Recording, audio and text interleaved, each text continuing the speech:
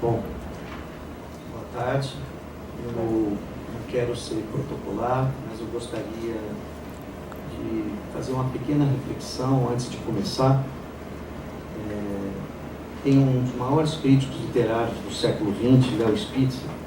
Ele expressou num ensaio intitulado A Unidade Artística do Alto da Sibila Cassandra, no Alto do Gil Vicente, de 1513, comentando vários trabalhos que tinham sido publicados sobre esse alto, e ele ia se pronunciar daí, fazendo mais um texto. E ele fala: o estudo literário em grupo, a discussão e rediscussão contínuas são o único meio que nos leva a uma aproximação da verdade, tanto em questões literárias como científicas. Eu penso que esse seminário vem cumprindo essa rara e prazerosa tarefa de discussão intelectual coletiva. É preciso frisar, e eu quero sublinhar bastante isso, que a ideia de realizar esses seminários nasceu em 2015, sob a coordenação do professor Hélio de Seixas Guimarães, e teve sua continuidade assegurada pela batuta do professor Ivan Marques durante os 2 anos seguintes. Os seminários chegam ao seu 4º ano consecutivo, vamos dizer. Ele já tem uma pequena biografia sobre a minha coordenação e agora também do professor André Luiz Rodrigues. Mas nenhum desses seminários teria sido possível, teria se concretizado, se não fosse a adesão e a participação intelectual de um grupo de alunos de pós-graduação que vem realizando em muitas frentes, de forma dinâmica, responsável e rigorosa, não apenas na organização do evento, como também na publicação dos seus anais. A gente já tem a publicação dos 3 primeiros seminários publicados nos anais. Isso sem falar na importante e ótima revista Opiniões, que já atingiu a marca histórica de 11 números. Vamos dizer, esse é um trabalho que eu digo que é um trabalho em grupo, em equipe, coletivo, e aos alunos que estão chegando agora no programa, eu queria, vamos dizer, sublinhar que é fundamental que vocês, seria assim muito importante que vocês se engajassem também, vamos dizer, nesses trabalhos, no próximo seminário, do 5º seminário, né? Eu, o professor André e todos os colegas, contamos com vocês, no sentido de que é preciso ter essa consciência de gerações, né? Que se renovam. Então, esse grupo que está atuando, ele está atuando desde realmente do primeiro seminário, desde 2015. Daqui a pouco alguns já vão ter defendido seus trabalhos, já vão estar fora daqui. E a gente precisa exatamente contar com essa concepção que eu acho que é muito importante do trabalho coletivo. Passo a um pouco apresentar, mas antes de qualquer coisa eu queria agradecer a professora Lívia Soares, no sentido de que ela tem uma atividade extra-acadêmica, além de ser professora aqui na USP, né? Sempre trabalhando em articulações com a história, com a antropologia. Ela tem uma imensa atividade, eu diria que ela só já faria um pouco esse trabalho coletivo numa única pessoa, que se desdobra em várias, vamos dizer, sendo curadora de exposições do MASP, algumas coisas que eu vou comentar aqui. Mas eu realmente agradeço, porque não é fácil parar todas essas atividades. Então isso é uma consideração, eu acho, também aos alunos de pós-graduação em literatura brasileira. Quer dizer, são muito importantes essas posturas de professores, que a gente tem uma história já dentro da literatura brasileira. Quando Antônio Cândido faz um livro Na Sala de Aula, isso é uma postura que tem que se escrever os grandes ensaios, fazer as grandes obras, mas você tem que ter um olhar para o cotidiano, para aquilo que se organiza, com caráter de formação. Então eu acho que a Lília está aqui com a gente hoje, faz parte um pouco desse princípio. No primeiro seminário nós tivemos, na conferência de abertura, o professor José Miguel Wisnik falando dos cancionistas escritores e as relações entre música e literatura no Brasil.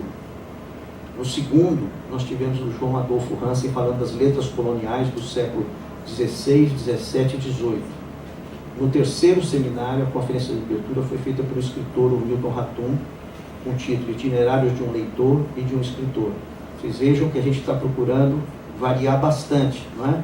Quer dizer, que a literatura dialogue com as canções, que tem às vezes um tipo de apresentação específica às leituras coloniais, depois um próprio criador vem à presença do seu trabalho, e hoje a gente estaria consolidando, eu acho isso, vamos dizer, criando um diálogo, vamos dizer, com outras áreas. A literatura brasileira teve sempre essa vocação de estar dialogando com a sociologia, com a história, com a filosofia.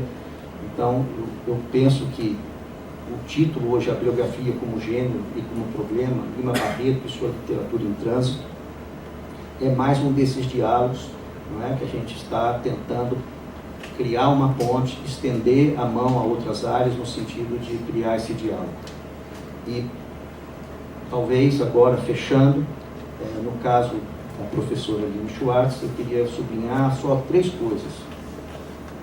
Numa época de extrema especialização, ela consegue exatamente transitar em diferentes áreas do conhecimento: a história, a antropologia, a literatura, a fotografia, as artes.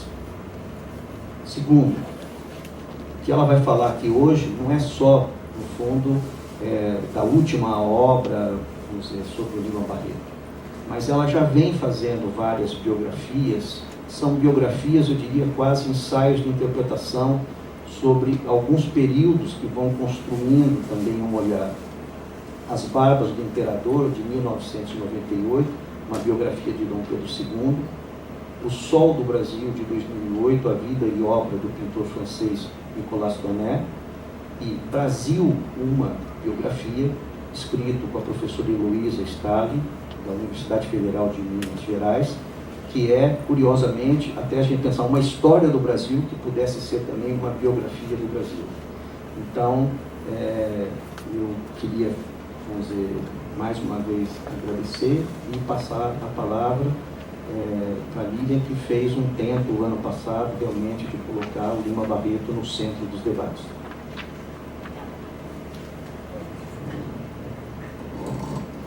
Muito obrigada.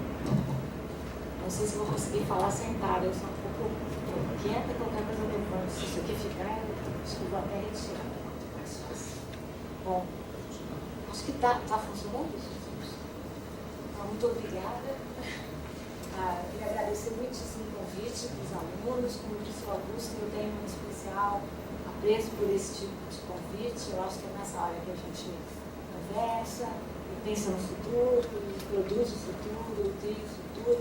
Estou aqui encantada de saber que essa já é a quarta edição.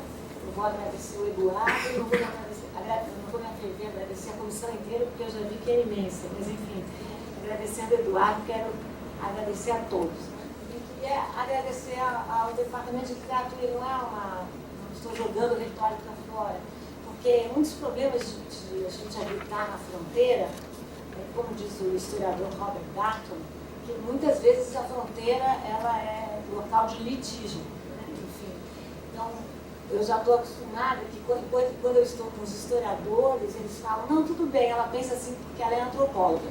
E quando eu estou com os antropólogos, eles falam, não, tudo bem, porque eu tenho aquele lado de historiador, ela sempre volta muito atrás. Então eu digo que eu sou uma espécie de terceira margem, porque esse é um lugar interessante de viver, né? Porque você consegue, você arrisca um pouquinho, você empurra um pouco a linha, empurra um pouco a fronteira, né? E, como disse o professor Augusto, fiz isso também com as artes e agora com a literatura. Então, esse é um outro motivo de orgulho. Eu tenho sido convidada por alguns departamentos de literatura. Nada melhor do que a gente dialogar com as pessoas que, enfim, construíram. Lima Barreto, por exemplo, que é o caso que eu vou me referir mais frequência hoje, não era um autor desconhecido, ao contrário, um autor muito bem tratado, muito bem analisado por críticos como o professor Augusto Massi, que modestamente diz que fui eu que ele vê a figura do Lima Barreto. Ele também faz parte desse verdadeiro grupo de limenhos, limanos, limenses, né? Então, enfim, um agradecimento duplo por eu estar sendo chamada aqui na literatura. Então, queria agradecer ao professor Augusto, ao professor André Gonçalves pela presença, dizer que para mim é um incentivo, né? Porque isso significa que a gente habitar nessa área de fronteira é sem dúvida um lugar de tensão, mas não precisa ser um lugar de guerra, né? Enfim, como é que a gente se localiza nesse local? O Augusto fez essa essa pequena biografia tão bonita, né? Então eu vou começar com uma botagem só para esquentar aqui os motores, porque eu lembro que há muitos anos atrás, quando eu estava começando a dar aula aqui, eu nem vou contar quando, esse Bárbara de 89, não dá nem conta disso. A sala 14 não era bem assim, ela era um pouco virada para lá, mas ela era igualmente grande. E eu fiz um curso que se chamava Raça e Diferença. Nessa época, a questão racial era considerada uma não questão, né? A Lima Barreto sofreu com isso, quem falava de raça era considerado desagradável. A Abdias Nascimento sofreu com isso, quem falava sobre o tema, ele era chamado de criador de caso.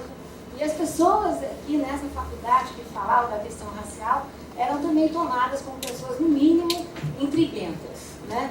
E demorou muito e só no ano passado nós conseguimos passar o sistema de cotas nessa universidade, que é uma marca pesada, né? Quer dizer, a maior universidade da América Latina que não tinha um sistema como essa, a maior universidade, enfim, com a população, estamos falando de uma universidade pública, né? Nós fomos o último país a abolir no Ocidente a escravidão mercantil, recebemos 45% dos escravizados que foram obrigados a sair da África, e mesmo assim consideramos que não era um problema. E eu, então, fiz esse curso, há muito tempo, chamado Raça e Diversidade, que virou um livro até. Com a valentia dos jovens, né, eu pensei quem eu quero, a gente já pensa quem eu quero que vai abrir, né? Não quem vai abrir, mas quem eu quero. Falei, bom, vou convidar o Darcy Ribeiro. E ele, enfim, do alto da sua, né, da sua maturidade, ele resolveu aceitar. Então eu não sabia se eu comemorava ou se eu cortava os pulsos, que eu falei, gente, meu Deus, que eu vou falar na frente do Darcy Ribeiro. Aí preparei, não tão bem como Augusto, mas me preparei aquela coisa do professor Darcy. Só que o professor Darcy Ribeiro já estava aguentado, o pessoal da assessoria pediu para que eu fosse receber aqui no estacionamento, e eu ajudei, nós descemos essa escada, ele dando o braço assim para mim. E logo que a gente entrou na sala, ele virou o braço de uma maneira para parecer que eu estava me apoiando nele. Eu logo vi que a coisa não daria certo. Eu falei, pior ainda, como eu tinha ficado apurada para ir receber o professor Darcy Ribeiro, coração na boca e tudo mais, é ele chegando. O que eu fiz? Esqueci o meu papelzinho da biografia. Sentei aqui mais ou menos nesse lugar, porque era virado para lá, mas eu ainda estou imaginando. Falei, o que eu vou fazer? Aquele monstro do meu lado, assim, e falei, já sei o que eu vou fazer. Falei, professor Darcy Ribeiro dispensa apresentações. Achei que eu tinha arrasado. Falei, bom, arrasei, agora já estamos passando essa etapa. Ao que o professor Darcy Ribeiro virou para mim e falou, dispenso não, menina, isso aqui não é departamento de antropologia, eu também gosto do ritual. Pode caprichar muito que eu gosto, né? Na minha vida de biografia, começou desse jeito.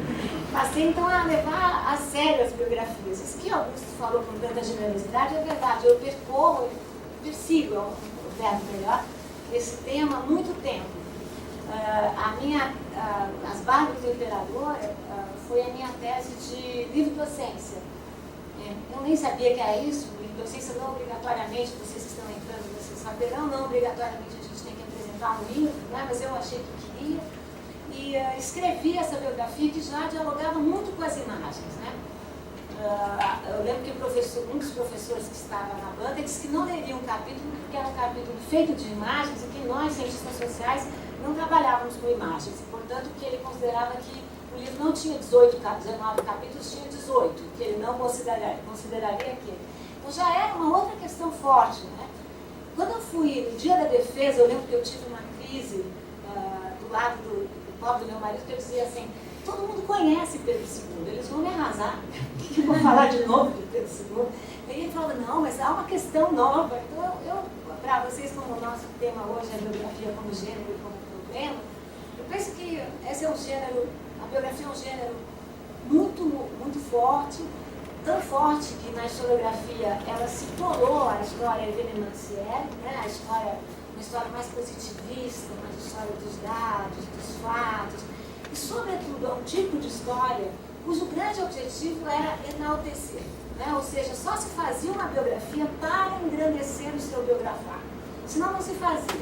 E também só se fazia uma biografia de grandes personagens, que são as biografias do século XIX, início do XX, sempre imperadores, papas, reis.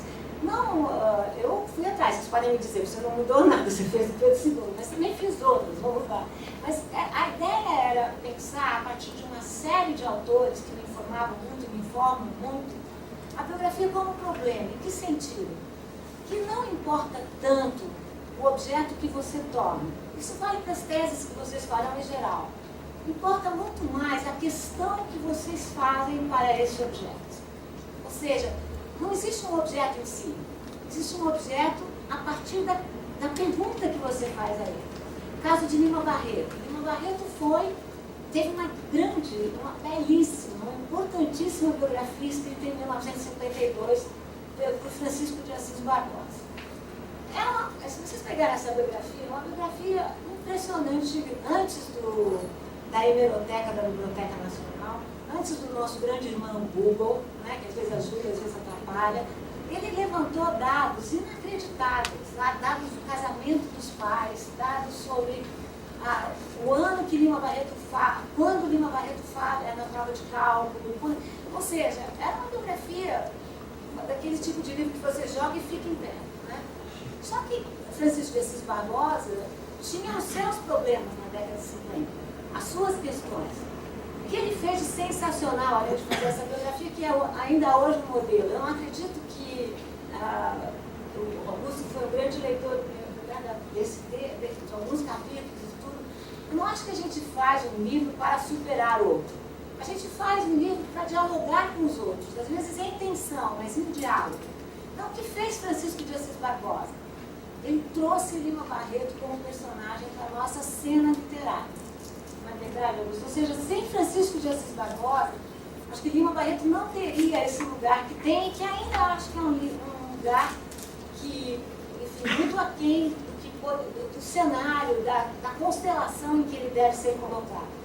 Mas o que fez Francisco de Assis Barbosa? Ele trouxe esse personagem, além do mais, criou uma verdadeira operação de guerra para colocar os livros de Lima Barreto à disposição, 18 obras. Ele também organizou o diário, nós vamos falar disso, não existia o diário, ele de alguma maneira, aqui temos um grande especialista, mas o que ele fez, não foi, Augusto? Ele criou esse gênero diário para o Lima Barreto, que tinha notas esparsas. Mais ainda, ele conseguiu consolidá-lo, trazendo comentaristas que, enfim, gostavam e não gostavam de Lima Barreto. Se vocês forem olhar, por exemplo, a introdução que Gilberto Freire faz, você percebe direitinho como Gilberto Freire estava com um cobertor curto demais, né? Ele não estava gostando de um escritor, de um escritor, né? De um escritor que em pleno início do século XIX dizia que a Primeira República tinha prometido inclusão e tinha entregado exclusão social. Imagina Gilberto Freire comentando esse tipo de texto, ou ele fez uma abertura dos diários, como é que ele comenta o diário de um intérprete do Brasil que diz a capacidade dos brancos, dos negros, é analisada a priori, a dos brancos a posteriori. Portanto, é um autor que no momento da pós-abolição se colocava contra o darwinismo racial, nós vamos falar disso, contra o que ele chamava de discriminação e o que ele chamava de racismo, e se manifestava de muitas maneiras. Então, só para dar esse pequeno exemplo, Francisco de Assis Barbosa fez uma grande biografia cujo grande intento era colocar esse autor em pé. Ele diz na biografia, num determinado momento, vou me abster de tratar da questão racial. Bom, eu dou aula aqui na USP há muito tempo e eu tenho um dos seminários que se chama Uma História do Brasil, Uma História da Interpretação do Brasil, que eu vou de 1870 a 1922, sempre com um autor de não ficção e um autor de ficção. Então eu já estudava Lima Barreto, já era um companheiro há muito tempo. Ora, eu só conseguia ver em Lima Barreto a questão racial. Então isso quer dizer o quê? Que Francisco de Assis Barbosa conscientemente e de propósito evitou tratar da questão racial? Não sei. É maneira como o Francisco de Assis Barbosa não trata da forma como Lima Barreto se refere a João do Rio, que é ela própria uma forma bastante preconceituosa, né? Contra os homossexuais, chamava João do Rio de licantrópicos elétricos, ou seja, de nomes que eu não quero repetir, não preciso, não vamos falar ainda. Mas eu tinha questões e problemas diferentes. Primeiro, eu sabia que eu queria tratar da questão racial. Segundo, leitora que eu sou de Karl Chorsky, que fez uma biografia incrível de Viena, que tem muito a ver com a minha biografia no Brasil, quer dizer, eu tenho a ver com ele, não o contrário, óbvio. Autores como Carlo Ginzburg, que trataram de um personagem como Menóquio, que ele diz, Menóquio é importante não porque ele é típico, mas porque ele é atípico. Menóquio era um moleiro de Friuli que sofreu uma inquisição, ou mesmo depois de ter lido Bourdieu, né, a ilusão biográfica, que vocês devem ler também. Para mim era impossível pensar numa biografia cujo objetivo fosse a consagração. Eu achava que eu tinha que fazer uma biografia. Qual é o problema? Que contivessem contradições, ambiguidades e ambivalências que são de todos nós, não são do Lima. Uma biografia não pode abrir mão de dizer de que maneira você se identifica com aquele seu biografado e quando você em absoluto não se identifica. Então há nenhum problema aí. E eu também trabalho aqui na antropologia com um núcleo de estudos que se chama Núcleo dos Marcadores Sociais da Diferença. O nome do núcleo é NUMAS, o nome é bom, né? Estou NUMAS, uma coisa assim. Sempre dizia, não sei se o grupo é bom, o nome é bom. O que nós fazemos nesse grupo? Nós trabalhamos com vários marcadores sociais que a sociedade cria. Ou seja, o que é o racismo? Senão criar diferença e desigualdade por sobre elementos que não têm grande importância, por exemplo, o fenótipo. Mas esse grupo trabalha com vários marcadores. Que outros marcadores sociais nós temos além de raça? É uma pergunta, hein? Porque às 2 horas é fácil dormir. Quais outros marcadores sociais nós criamos? Gênero. Vestimenta. Oi? Vestimenta. Vestimenta é uma forma de apresentação, pode ser, eu não tinha pensado, mas é um marcador forte. Classe social, gênero, classe social, vestimenta, o que mais? Quem falou idade? Então, que nós chamamos de geração, perfeito. Mais um importante, que foi muito importante para mim. Região. Né?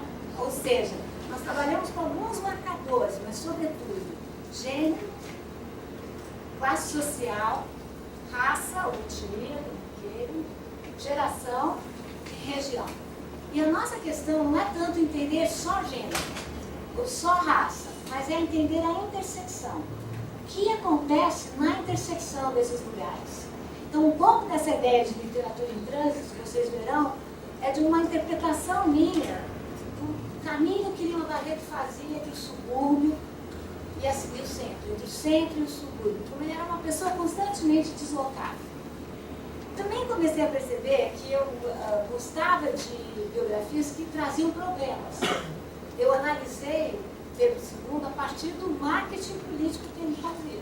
Ou seja, como ele se produziu muito precocemente a partir das imagens. Estou dando um curso agora no Instituto Moreira Salles, que é um curso sobre fotografia para ciências humanas. Eu começo o curso dizendo, eu não sou historiadora da arte, eu não sou crítica de arte, não sou crítica de literatura, eu sempre brinco no MASP que como curador eu sou boa antropóloga e historiadora. Então, enfim, eu não me coloco nesse lugar, mas talvez o que é que nós podemos oferecer que talvez o crítico não traga. Nós aqui, estou falando desse prédio, estou falando nós errado, que não são vocês, história, antropologia, ciências sociais. É a questão do contexto. Sempre o contexto nos amarra. Então era sempre preciso entrar no grupo do outro. Então, quando eu estudei Pedro II, eu fiquei uma especialista em monarquistas. Eu sabia reconhecer um a quilômetros de distância. Morei muito tempo no Palácio do Grão-Pará. E tipo, Dom Pedro Gação ainda estava vivo. Ele fazia, todo dia eu tinha que tomar café com ele e o seu papagaio, e o papagaio falava com sotaque francês, falava, não Pedro, ele falava com cara boca, papagaio. E no último dia da minha pesquisa, quando eu ia logo, ele veio na primeira fila, na apresentação do livro, ele falou, Madame Millet, não, vamos falar, não je veux savoir, porque ele misturava o português e o francês. Agora eu quero saber, você é monarquista ou não? Eu falei, na peregrinação, esqueci de contar essa parte para o senhor. Né? Ele falou, eu falei, olha, eu não sou monarquista, o senhor vai ler o meu livro, o senhor vai... Ele falou, eu já sei, eu também não sou.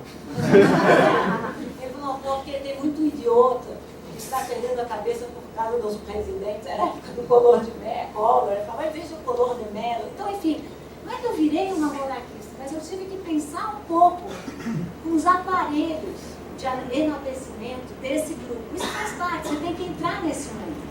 Daí eu estudei o Toné, como disse o Augusto. O Toné era um pintor francês que veio para cá na época de D. João VI. Eu já comecei provocando a turma, porque eu, com as pesquisas que eu fiz, eu chamei a atenção de que não existia missão francesa. Que eles eram artistas franceses, desempregados por causa da queda de Napoleão, e que acharam que o Brasil era um ótimo lugar, por quê? Porque tinha um rei. E devia ser mais calmo, devia ser mais tranquilo. Eu lembro que eu cheguei, quando eu fui para o Rio, não tinha visto jornais de lá, quando eu cheguei para dar a primeira palestra na Academia Brasileira, tinha, o Globo deu uma manchete assim, a missão era um mito. Eu falei, bom, nem era essa a minha questão fundamental. Qual era a minha questão fundamental? Era tentar o que significa fazer uma biografia de um pintor. Significa ler o mundo, os instrumentos do pintor. Então eu fui estudar arte, fui estudar cultura, fui estudar a pincelada que Toné fazia. E sobretudo, porque eu ia sim fazer a primeira ideia do livro era fazer sobre todo o grupo. Depois, biografia que nem isso, o personagem te pega pelo pé, impressionante, vai te pegando. E o Toné era um personagem, era o mais interessante na minha opinião. Só para dar uns poucos exemplos para vocês. Toné era um pintor que detestou o Brasil. Então, se vocês acham que o nome O Sol do Brasil é um elogio, não é. Cada capítulo começa com uma fala do viajante metendo o pau no Brasil. Nos insetos do Brasil, no sol, na chuva e tudo mais. E o Nicolas Antoine Toné era um personagem encantador nas suas contradições. Ele era amigo do Rousseau, que chegou aqui e falou, eu tenho que trabalhar no país da labuta forçada.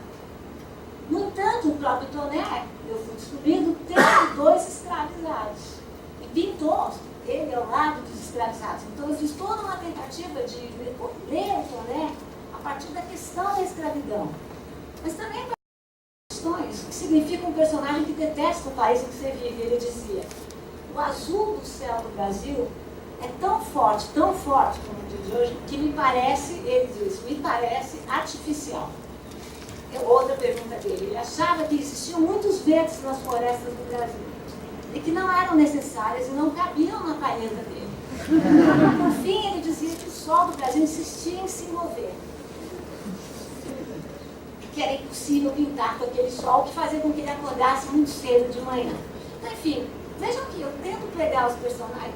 O Toné já não era um personagem tão famoso, acabou também ficando mais, mas não era, com certeza Debré era muito mais comentado que Toné.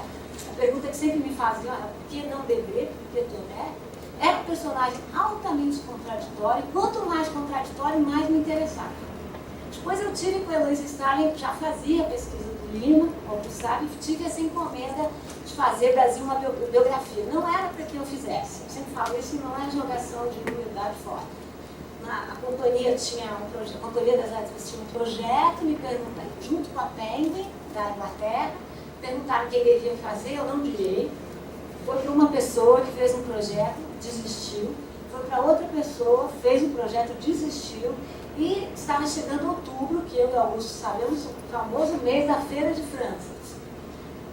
Quando o pessoal da Companhia das Letras falou, você vai fazer. Caiu no meu colo. E aí, com a questão, fizemos eu e a Heloísa. Heloísa é uma grande especialista, todo mineiro, né? Do barroco mineiro. Ela queria escrever o livro inteiro sobre Minas, se vocês podem imaginar. Tudo era Minas, mas veja bem, ela falava, veja bem, Minas. E, enfim, ela trabalhava muito com esse período, muito com o período contemporâneo. E a gente tinha trabalhado com os viajantes, trabalhava com o Império, com a Primeira República, enfim, achamos que faríamos. Quando a gente foi fazer, nós fomos fazendo o livro, nós fomos percebendo que nós tratávamos o Brasil como um personagem. Então tinha hora que você falava assim, pelo amor de Deus, por que ele foi fazer isso? Sabe? Outra hora você fala, nossa, que orgulho, ele fez isso. Né? Outra você fala, gente, ele está falando isso aqui porque ele é o Brasil. Então nós no final desse processo que a gente falou, não, vai ser uma biografia. Né? Porque é a tentativa de tratar o seu país como um personagem. E que como todos nós, se contradiz, acerta, erra para valer, né?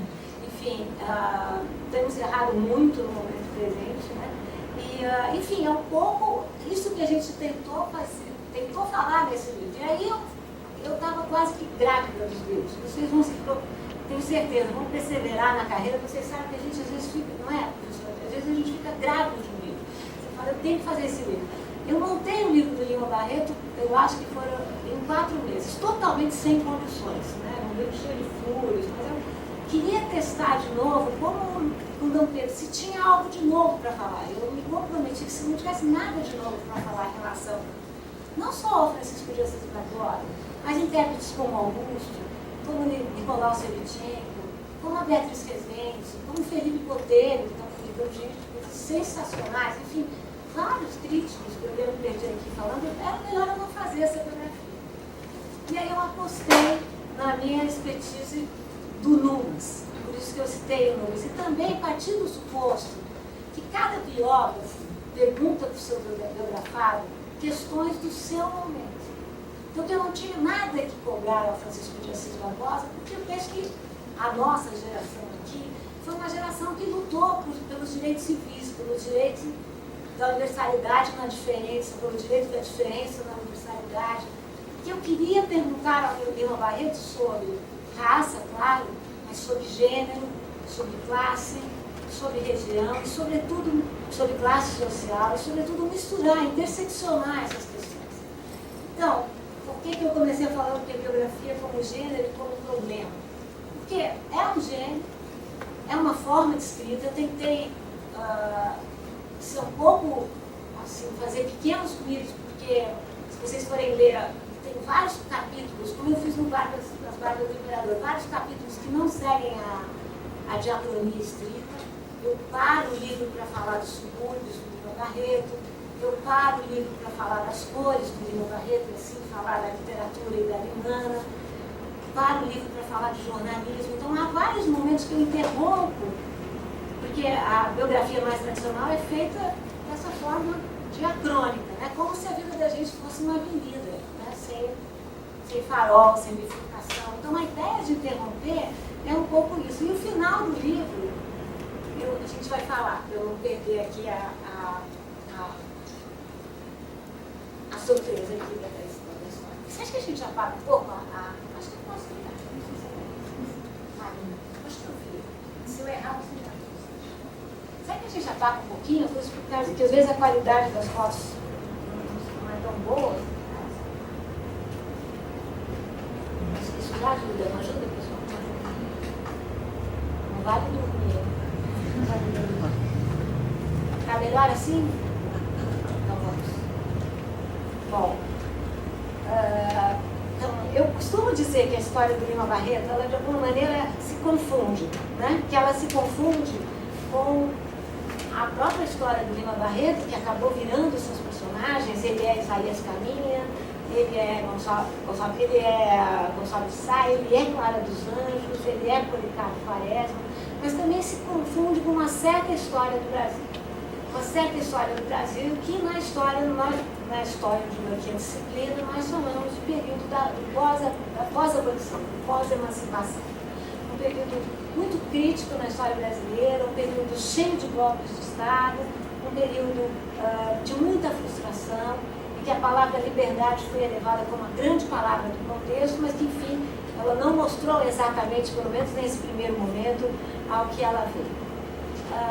Essa história, começa a história do Lima Barreto um pouco diacronicamente, depois nós vamos incomodando aqui essa diacronia tão certa. Mas a história de Lima Barreto também é um pouco a história do Brasil, porque Lima Barreto conhecia o lado materno da sua família, mas desconhecia exatamente o lado paterno. Na foto vocês veem aqui Manuel Feliciano Pereira de Carvalho, que era o proprietário da avó de Lima Barreto, pelo lado materno, e que provavelmente era também o proprietário da avó de Lima Barreto, e ele sim, avô de Lima Barreto. Então eu digo que essa é uma história muito brasileira, porque até hoje vocês sabem bem dos censos, o quanto que os censos são cada vez mais, né, controlados e mantidos, os núcleos familiares são mantidos por mulheres. Essa história um pouco do lado materno de Lima Barreto. A história do lado paterno de Lima Barreto não é muito diferente. João Henrique de Lima Barreto, o pai de Lima Barreto, era filho de um madeireiro português, né, com uma escravizada também. Então, Lima Barreto, pelos dois lados da sua história, isso é muito importante na minha opinião, era neto de escravizados.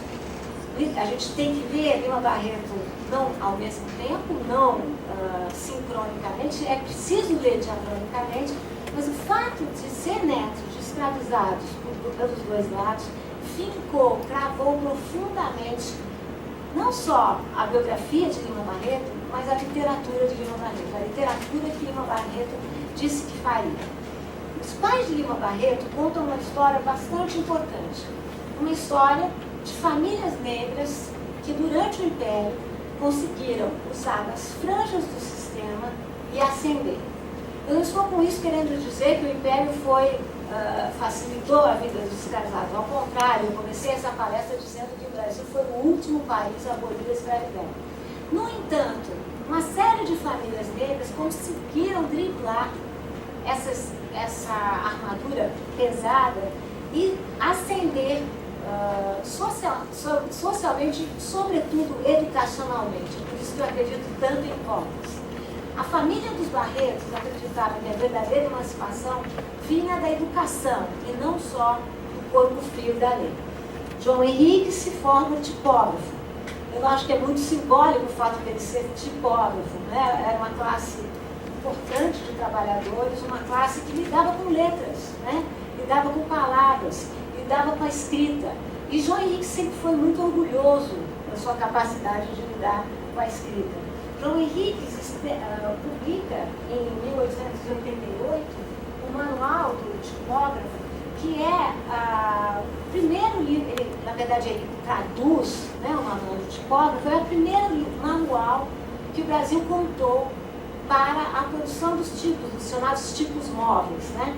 Então vejam que ele era uma pessoa com muita garra, era também uma pessoa com muitas dúvidas, né? Vamos falar delas, mas era uma pessoa que acreditava nesse tipo de formação e tinha muito orgulho de ser um tipógrafo. O pai de Lima Barreto foi desde o princípio apadrinhado pelo Visconde de Ouro Preto. Não sei se vocês lembram disso, Ouro Preto foi o chefe do último gabinete do Império. Essa também é uma história muito brasileira, né? A história dos apadrinhamentos, né? Roberto Schwartz está tratando bem disso, vocês lerão muito nesse curso, né? Os mais que não são calouros já leram muitas vezes, essa questão dos favores na sociedade brasileira e a questão dos apadrinhamentos, né? Não há nada o que julgar aquilo, né? O que é importante é vocês guardarem que ele trabalhava, saiu da tipografia nacional, onde ele tinha um posto bastante elevado, e vai trabalhar no jornal A Reforma, que era um jornal de propriedade de Ouro Preto. Aqui temos a mãe de Lima Barreto, Dona Amália. Nessa época, Dona Amália Augusta, na época do casamento, nessa época, enfim, em que casar com 16 anos não era o fato de causar qualquer espanto, né? A Dona Amália e João Henrique se conheceram por intermédio de dois padrinhos, né? Ambos acharam que seria uma boa aposta, porque Dona Amália vinha de uma família, ela mesmo já nasceu liberta, como o pai de Lima Barreto. Isso é muito importante, o pai e a mãe eram libertos, né?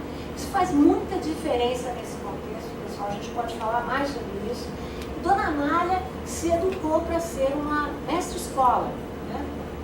ela era diretora de uma escola, o Santa Rosa, né? E uma escola que aparecia no Almanaque de Lammerts. O Almanaque de Lammerts era a principal publicação, a publicação que nós historiadores mais usamos para avaliar a relevância e a importância ou não de uma instituição. E ela trabalhava numa escola para moças. Nessa foto que eu acho maravilhosa, encarcomida pelo tempo, né, vocês veem fotos típicas dos libertos, né? Desse contexto. Se fosse uma aula sobre fotografia, eu daria várias para vocês, mas eu fiz uma aula só sobre fotos de libertos no Instituto Moreira Salles. Que o que eles fazem para mostrar o seu lugar, eles se vestem de uma maneira, enfim, vejam como ela está muito vestida, ela apoia o braço na balaustrada ou na mesa, porque nesse momento estamos falando de uma foto cuja lente se abre muito lentamente, então qualquer movimento geraria uma reprodução tal qual um fantasma. A gente antes achava que as primeiras fotos, que não tinha ninguém na rua, estava cheio de gente na rua, era o daguerreótipo que não conseguia pegar o movimento, então ficava tudo como se fosse fantasma. E veja como ela encara o fotógrafo, como ela encara de frente, né? Ou seja, como se ela pudesse imaginar um destino diferente para ela, diferente do que tinha sido o destino da mãe dela, por exemplo. Bom, a Dona Amália Augusta continua com o seu trabalho na escola e ambos os Barreto, eles se mudam para Laranjeiras. Laranjeiras era um bairro muito interessante nesse momento, ainda é. A doutora Alberta com a Silva mora lá, a gente sempre vai passear lá. Mas era particularmente interessante porque era um bairro nós falávamos de fronteira no começo dessa nossa conversa, um bairro de fronteira. Se vocês olharem essa foto, vocês têm do lado casarões e do outro lado casebres mesmo. Essa foto já é de 1908, mas a Isabel, antes de ir a princesa Isabel parece que tem 7 de idade. A princesa Isabel morou nesse bairro. O próprio Visconde de Ouro Preto morou nesse bairro. Mas ao mesmo tempo vocês tinham jovens casais que iam fazendo projetos de ascendência. Ao fundo vocês veem os sedutores lá no canto, e no meio, me emociona muito nessa foto essa mistura dos moleques, né, como se dizia, na rua, né, enfim, que era um pouco a característica do bairro que os Barretos ensinaram a morar.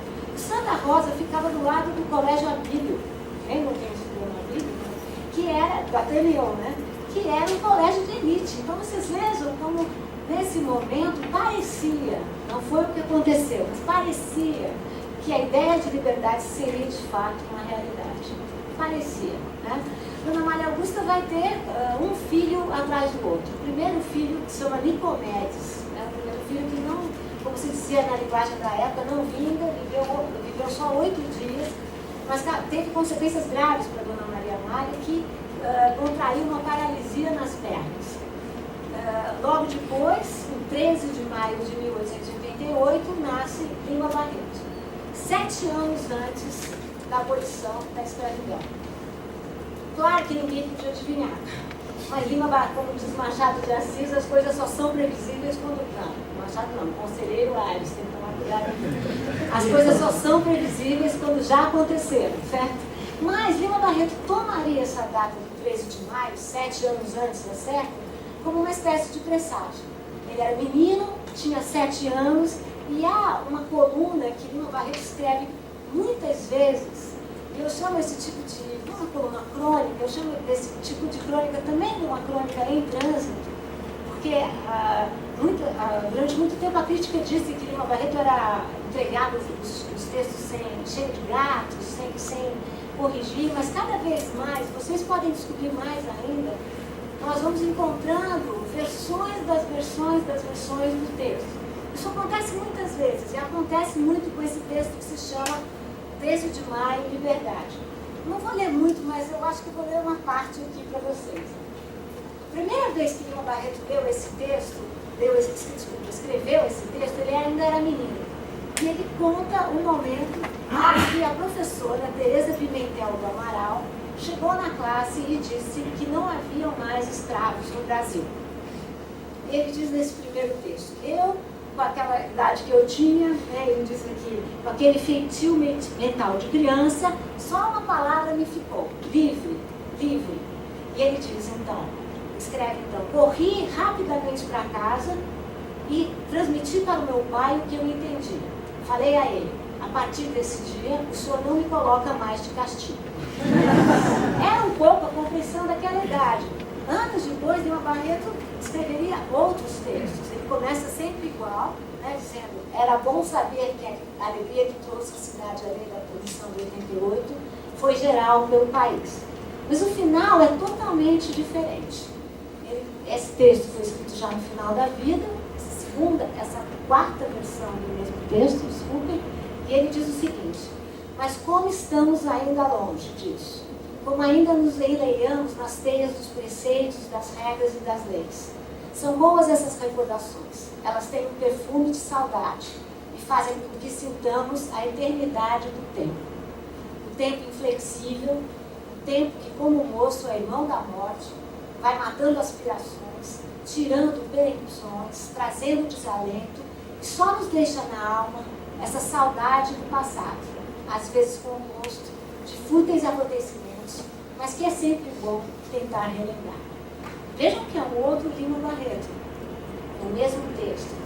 Né? E vejam as armadilhas que, a gente tomar os documentos por ele só, as armadilhas que eles podem causar. Nesse meu livro, eu tento ler o documento nas suas várias versões, para mostrar como o documento acompanhou essa reflexão sobre o tempo tão bonito, né? O tempo inflexível, e essa reflexão dele, enfim, de desalento em relação à primeira ideia de livre, ou liberdade, ou o que vocês quiserem.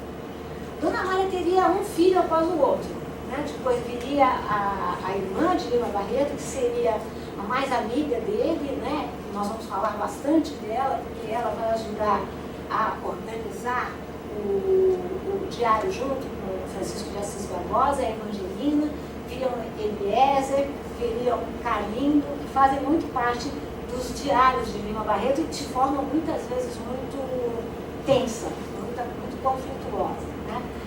Nesse movimento todo de ter um filho atrás do outro, a Dona Amália cometeria tuberculose. Tuberculose era então conhecida como peste negra. Vocês vejam como os termos não são inocentes, né? Porque chamar de negra, né? Deve ser talvez peste branca, né? Afinal vinha também dos navios da Europa, por isso que poderia ser branca. Mas a peste negra que mais matava no Brasil, enfim, tomou o corpo de Dona Amália. Dona Amália vai fazer vários tratamentos. Essa é uma propaganda de um balneário na época. Os Barretos se mudam, eles moravam nos subúrbios, se mudam para perto da praia para, enfim, fazer esse tratamento, nada dá certo, e Dona Amália falece sem ver no dia 13 de maio de 1888. O dia 13 de maio de 1888 tem a maior importância para João Henriques e para Lima Barreto também. Esse é o texto da Lei Áurea. Eu não sei se vocês sabem, mas ele foi composto por tipos especiais. E o pai de Lima Barreto trabalhou nos tipos que foram utilizados para compor a Lei Áurea. O suposto que nem a Revolução Francesa, que datou tudo de ano 1 a partir da Revolução, é que a Lei Áurea seria o início de tudo. Né? Então, nada como fazer uma lei como essas com os tipos novos, os tipos nunca usados, os tipos aqui inventados. Mas, enfim, sabemos hoje que a Lei Áurea foi a lei mais popular do Império, também a última, né? Ou seja, Dom Pedro perdia os seus últimos alicerces, que eram os cafeicultores do Vale do Paraíba, e a história ia correr muito rápido, e já em novembro de 89, o Império acabava. Eu falei para vocês que João Henriques era apadrinhado de quem? Oi? Não vai falar assim, não. Conhece esse filme? Quem era? Visconde de Ouro Preto, né? E ele trabalhava no jornal do Visconde de Ouro Preto. Portanto, caindo o Império, o Visconde de Ouro Preto foi para o exílio e João Henriques foi um dos primeiros desempregados da República. Só não foi porque ele se demitiu antes. Ele tinha um temperamento muito forte e se demitiu antes. Mas vejam que como a história da família Barreto vai se misturando um pouco com essa história da Primeira República. Há textos lindos que eu não vou ter tempo de falar aqui, se vocês quiserem depois a gente conversa mais. Mas, enfim, o Lima Barreto descrevendo, o pai de Lima Barreto levou Lima Barreto para assistir o momento em que Isabel ia na sacada buscar a Lei Áurea, né? Essa é uma foto maravilhosa, que a gente, uma exposição que nós fizemos aqui na USP, chamada Emancipações. Nós apresentamos ela, o tamanho dessa sala. É possível reconhecer todas as irmandades, e sobretudo irmandades negras, que vieram ao momento enfim, ao momento simbólico da abolição da escravidão. É possível reconhecer uma mãe negra que carrega seu filho. É possível ver um homem afrodescendente com o seu filho no ombro, né? Que bem poderia ser o pai de Lima Barreto com Lima Barreto. Eu tentei imaginar isso, porque Lima Barreto diz que foi ao evento levado pelas mãos de seu pai. Ele disse, ela me parecia muito branca, ela era Isabel, quase uma princesa. Então veja, o olho de Lima Barreto ainda nesse momento, porque isso que eu digo que a gente tem que fazer com a biografia. Não é possível transformar a pessoa num premeditado, num paladino. Enfim, Lima Barreto era uma criança de 7 anos, com o olhar de uma criança de 7 anos, feliz com a ideia de liberdade. E uma criança de 7 anos que dizia que até aquele contexto ele não tinha ouvido falar muito da questão da escravidão. O pai de Lima Barreto vai trabalhar, Visconde de Ouro Preto não abandona, ele vai trabalhar na colônia de alienados, nas colônias de alienados da Ilha do Governador. Era um lugar tomado pela malária, todos os Barretos pegaram malária nesse momento. Malária era outra das doenças que assolavam os brasileiros, né? Os brasileiros morriam mesmo, era de doença, né? de doença epidêmica. Mas mesmo assim, Lima Barreto chama esse lugar como o seu paraíso, né? Ele diz que essa é a única casa que ele chamaria de sua, que ele teria coragem de chamar de sua. Eu, pesquisadora daqui da USP e tudo mais, fui fazer quando eu comecei a pesquisa, né, nós pesquisadores sempre achamos que estamos lidando com novidades. Nós podemos ver a hora para passar aqui. Sempre achamos que estamos descobrindo as coisas. Nós achamos que descobrimos, porque o Francisco de Assis Barbosa dizia que aqui, que a casa, aonde estaria a casa de Lima Barreto. Então fomos nós, eu e mais 2 pesquisadores, até a casa de Lima Barreto, do governador. Demos de cara com um gradil e olhamos para frente, era uma base da aeronáutica. Eu, do alto da minha postura de professora da USP, cheguei lá para o sujeito lá e falei, olha, eu sou professora da USP e eu estou fazendo uma pesquisa, não sei se vocês sabem, mas aqui morou um grande literato e nós precisamos entrar para registrar esse local. Falei assim. O guarda falou assim para mim, todo mundo sabe que Lima Barreto morou aqui, eu não tenho novidade nenhuma, e a senhora não vai entrar porque a senhora não tem autorização. Nessa hora eu já virei para mim mesmo e falei, dá para quebrar um galho? Essa é uma outra lição da gênero indo para vocês, porque a outra lição é essa, que a gente tem que baixar a guarda, ser mais humilde. Baixar a guarda mesmo. Mas mal sabia eu que aí ele falou, vou tentar falar com a Tenente Gralha para ver se ela autoriza. Eu falei, Tenente Gralha. Mas vai que ela vai segurar ao lado. Tenente Gralha. Aí veio a Tenente Gralha, autorizou a entrada. Aí veio a Tenente Gralha, toda vestida, com um carro, um jipe militar. E a gente passava assim, eu via a casa ficando para trás, e todo mundo dando continência. Foi a situação mais surreal, tanto que eu começo o livro contando essa situação. E no fim, a Tenente Gralha, de noite, ela tirava a farda e vestia uma roupa de estudante e fazia o quê? Pós-graduação em patrimônio cultural. Estudava o quê? A casa do Lima Barreto. Quer dizer, então vejam que a biografia nem sempre é a descoberta, qual o problema dela, né? Que atrás da ideia de gênero biográfico está a ideia de descoberta. Nem sempre é a descoberta que faz a sua biografia. Muitas vezes é o olhar que você deita a essa descoberta. Essa então é a casa da aeronáutica, agora onde a gente está fazendo uma campanha grande para que a casa seja de fato tombada. Acho que vamos conseguir. No momento eles guardam mísseis nesse local. Então por isso que eu não podia nem chegar perto da casa. A gente tirou uma foto escondida, eu não pude aqui, mas eu mostro para vocês. E Lima Barreto passa, durante a semana ele vai estudar no Colégio de Niterói, durante os finais de semana ele toma a barca Pinel e vai à Ilha do Governador onde ele diz: foi lá que eu conheci os meus primeiros e melhores amigos. Essas são fotos da época, quase um pouco posteriores. A colônia passava por todo tipo de dificuldade. Imagina que eles tomavam água não potável, água do mar. O índice de mortalidade era altíssimo, além da malária. Mas Lima Barreto lá conheceu amigos de vida toda. Um deles era Manuel Cabinda. Eu sugiro vivamente que vocês leiam essa... às vezes, não sei se alguns concordam comigo, mas a fronteira entre crônica e conto no Lima Barreto é muito frágil. Até porque foi o professor Augusto que disse que Lima Barreto sempre ficcionalizou a sua vida, né? Então, o que é ficção e o que não é, assim, é difícil apostar. Eu sei que Manuel Cabinda esteve registrado na colônia, então talvez essa história é uma crônica mais do que um conto. Mas, de toda maneira, Manuel Cabinda era um negro. Vejam como Lima Barreto percebe o que é o pós-emancipação. Era um escravizado que trabalhava com seu senhor. O nome dele era, antes de ser Cabinda, era Silva, porque era o nome do seu senhor.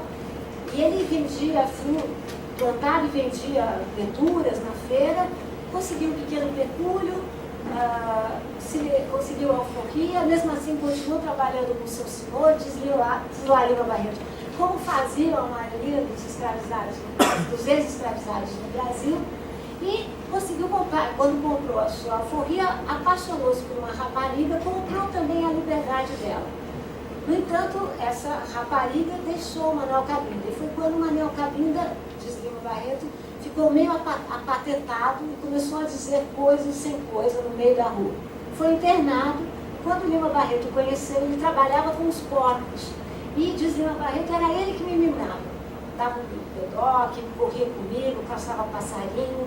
E diz Lima Barreto, quando nós, Barretos, sofremos dificuldades econômicas, foi Manuel Cabinda que se ofereceu para pagar pelos nossos problemas financeiros. E ele, sobretudo, gosta do Manuel Cabinda porque diz que Cabinda dizia para ele, seu Linfonso, era o nome que ele chamava Lima Barreto, a coisa mais bonita que tem é a África. Não é o seu rei aqui. E ele falava que ele era Cabinda. Qual a importância de ser Cabinda? Então vejam que Lima Barreto vai construindo essa sua personalidade, tão ligada a uma literatura afro-brasileira, afrodescendente, negra, como vocês quiserem chamar, nesse momento que ele já... Ou então, ao mesmo tempo, ele busca esses personagens para construir a sua literatura. A gente sabe que literatura não é reflexo, literatura não é produto, literatura... Então, é essa reflexibilidade que me interessa entender. O Lima que vai se construindo dessa maneira. Vai se construindo aqui também, no Liceu Popular de Niterói, um colégio de elite, que é o Visconde de Ouro Preto que paga, e que é o primeiro local em que Lima Barreto fala que sofre discriminação. Ele fala que os colegas eram todos abonados, e que é a primeira vez que ele percebe que tinha uma coloração e uma situação econômica diferente dos demais. Essa é a certidão, isso aqui é só cara de pesquisador, vocês não precisam prestar atenção. E o colégio que ele estudou preparava para a Politécnica. João Henriques queria que seu filho fosse doutor. Tinha duas maneiras de ser doutor no Brasil nessa época: advogado ou médico. Ou então político também virava, dava certo, como diz Lima Barreto em vários textos dele, que a gente pode comentar em outras horas. Ele entra na Politécnica, né, entra logo em 1897, e aí sim ele vai conviver muito mais, diz ele, com a discriminação. Conto só um caso. Ele conta que ele tinha uma turma deles, que é a famosa turma do Contra, né? Eles chamavam-se do Contra, e que um dia eles resolveram saltar o muro para assistir uma sessão no Teatro Lírico. Tudo combinado, os três colegas, o Noronha Santos, o Bastos Tigre, pulam o muro e Lima Barreto não pula. E quando eles perguntam a ele por que ele não pulou, ele diz: porque vocês brancos se safariam, eu já seria tomado como negro e como ladrão de galinha. Então vejam como ele vai construindo essa história pelos detalhes, pelas bordas, mas de uma forma muito consistente. Essa é uma foto rara que eu encontrei na biblioteca. Essas coisas de pesquisador, né, que a gente tem que ter. Que eu sabia que o Dr. Minguim havia comprado a coleção do Francisco de Assis Barbosa.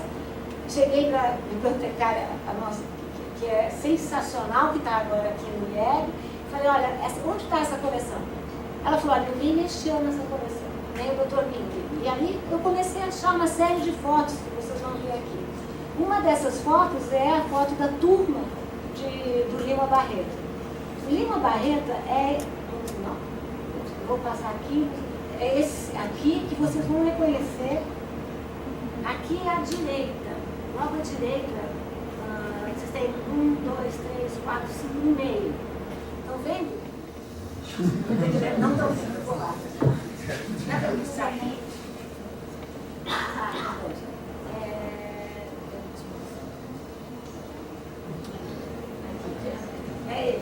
Vocês vejam que o Lima Barreto está aqui, ele tem uma coloração diferente, um cabelo diferente, uma roupa diferente. Se vocês olharem no detalhe, a gravata é grande demais para ele. A roupa é grande demais. Quer dizer, com certeza vestiram o Lima Barreto para que ele pudesse postar a foto dessa maneira. Também é uma questão bastante interessante, porque ele olha para frente. É muito interessante, claro, isso a gente, de novo, não poderia imaginar, mas é interessante que ele não olhe para a foto, né? E, enfim, ele era em tudo distinto dos mais colegas. Ele descreveria como uma velha terrível dos mais colegas, falando que eles viajavam sem compravam suas roupas na Europa, ou compravam suas polainas na loja mais chique do Rio de Janeiro, e ele seria diferente. Nessa época, Lima Barreto começa a beber. E começa a fazer parte de um grupo que se chamava Confraria do Esplendor dos Amanuenses. Hoje a gente sabe também que o pai de Lima também bebia, nós vamos falar um pouco mais disso. Mas não há nenhum dado hereditário aí, como se tentou fazer durante muito tempo.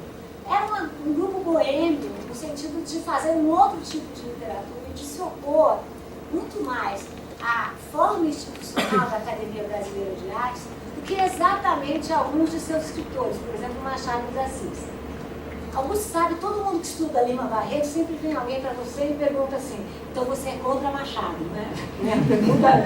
Porque tem esse tipo de fla-flu que não vale a pena, sabe? Quer dizer, são projetos, eu vou tentar, projetos literários distintos, perseguem questões existenciais distintas, e Lima Barreto faria cada vez mais isso que ele chamará de uma literatura militante. E estará cada vez mais. Mas o universo da bebida era muito forte, né, nesse grupo do Lima Barreto, que se autodenominou como Esplendor dos Amanuenses. Vocês já vão entender por quê. Eles brincavam tanto e ficcionalizavam tanto que Lima Barreto escreveu certa vez que nesse café de Java, não era nesse não, o Café Papagaio, que ficavam todos nas imediações do Largo de São Francisco, até o papagaio bebia. E que quando o papagaio bebia, ele ficava ébrio e costumava falar impropérios contra a República. Enfim, e dizem eles que o papagaio foi preso, que eles tiveram que imaginar que o papagaio foi preso. Mas esse é um pouco o clima desse grupo, dessa confraria do contra. Né? Eu coloquei só esse caderno, uma folha retirada do caderno em que Lima Barreto estava na Politécnica, porque Lima também viraria um crônico. Ele sistematicamente seria reprovado em cálculo. Quando eu lancei o livro no Rio de Janeiro, nós tivemos veio um dos professores da Politécnica e dizer que eles iam fazer uma moção na Politécnica que o sistema de cotas da Politécnica do Rio de Janeiro implicaria em aula de cálculo, porque eles reconheciam, a partir de Lima Barreto, como o problema do cálculo era um problema de uma formação deficitária, que não tinha a ver, e que era muito comum na época. O fato é que Lima Barreto escreve uma crônica maravilhosa chamada Eu Sou Crônico. Né? Ele tinha essa mania que ele pegava coisas do dia a dia e transformava em metáforas sociais. Então, eu sou crônico, tinha a ver com eu sou crônico, porque eu não passo de ano, mas eu sou crônico porque eu não me incluo nesse local, eu não faço parte desse local. Na virada do século, ele começa a escrever diários íntimos. Diário íntimo. A gente fala diários, né? Porque agora juntam-se 2 diários. Augusto vai falar mais sobre isso pra gente. E uma das primeiras frases é essa que eu coloquei lá, que eu coloco lá, né? A vida é uma escalada de titãs. que é uma beleza, né? Mostra um pouco o que os Barretos pretendiam, né? A ideia da escalada, né? Uma escalada de gigantes. E ele também escreveu uma frase que eu acho maravilhosa, que é: quando comecei a escrever este diário, uma esperança pousou. Então vejam que é um Lima Barreto contra, mas esperançoso. E é uma esperança que vai cair rapidamente. Em 1902, o pai de Lima Barreto, que também se inventava, João Henriques, era impressionante como ele virava administrador, virava agrônomo, virava tudo. O pai de João Henriques vai vai ter um problema com as contas, e nesse problema com as contas ele não é acusado publicamente, e ele tem os primeiros sinais de loucura. Esses sinais permaneceriam. O pai de Lima Barreto seria aposentado em 1903, e a Lima Barreto, juntando 2 mais 2, deixa de ser deixa de ser aluno da Politécnica e passa a atuar como amanuense. Ele presta um concurso, concursos que tinham várias provas, ele fica em segundo lugar e a sua pior nota é em caligrafia. E amanuense, não sei se vocês sabem, são pessoas que redigem. Então imagina que deveria ser um péssimo amanuense, né? Porque redige atas, leis e tudo mais. E ele escreve também uma crônica chamada Essa Minha Letra, que ele faz o mesmo jogo. Parece que essa minha letra, ele está falando da letra ruim que ele tem. Mas ele está mais uma vez falando do quê? De letra social.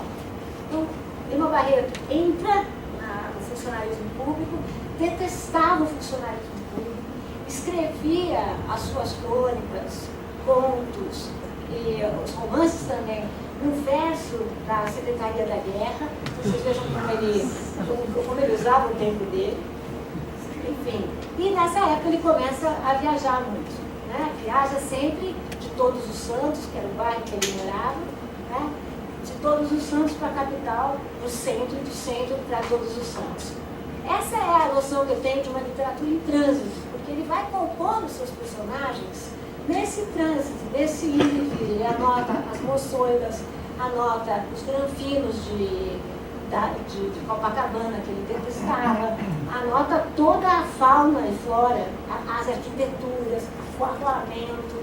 Eu, só de curiosidade, peguei aqui os projetos de bonde de primeira classe, de bonde de segunda classe, né, vocês veem, e uma foto bem rara, né, que era um trem, que ele chamava de trem operário, que eram os trens que saíam bem cedo, e que eles diziam eram basicamente negros. Eu vou correr aqui, porque não se trata de fazer biografia, eu quero conversar com vocês, mas mais falar até o final dessa bio rápido. Esse é Todos os Santos, lugar pacato, que Lima Barreto dizia, o que faltavam lá eram os santos, ou então os santos tinham abandonado a vizinhança de Todos os Santos. Essa aqui é uma caricatura de época, né, em que eles tentam projetar o que seria a central, o que seria esse caminho dos trens da central, né, no ano de 2000, né, ou seja, teria todo tipo de trombada, todo tipo de problema. Problemas que a gente vê lendo as crônicas dessa vizinhança, gente que morre porque assim, as estações não tinham proteção, gente que se suicida, então, enfim, a projeção não era tão enganosa como a gente pensa. Esse é um documento sobre a confraria esplendor dos amanuenses. Eles diziam que se reuniam para falar de coisas inúteis, né? Uma licença médica. Lima Barreto não seria um funcionário público exemplar, nem pretendia ser. Escreveu uma crônica sensacional chamada Os Três Gênios da Secretaria, em que ele diz que ele começa dizendo: eu nasci para ser funcionário público. O coração fica tranquilo, o pulso bate mais devagar, né? Que era um pouco a imagem dele, porque o que ele queria mesmo conquistar no diário era a literatura, porque ele diz: ó, a literatura ou me dá o que resta, ou me mata. Ele seria secretário da FONFON, mas que ele está lá, agora eu não vou conseguir ele aqui, mas ele se demitiria porque dizia que as matérias dele iam todas para a gaveta.